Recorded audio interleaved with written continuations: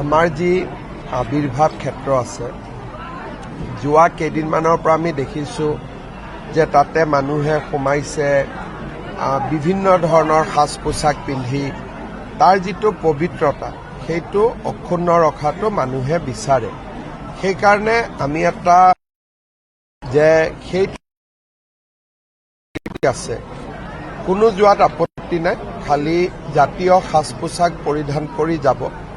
12 বছৰৰ তলৰ শিশুৰ কাৰণে মুকলি থাকিব, কিন্তু 12 বছৰৰ ওপৰত যিসকলে তাত যাব বিচাৰিব জাতীয় সাজ পোছাক পৰিধান কৰি যোৱাটো আমি বিচাৰিছোঁ।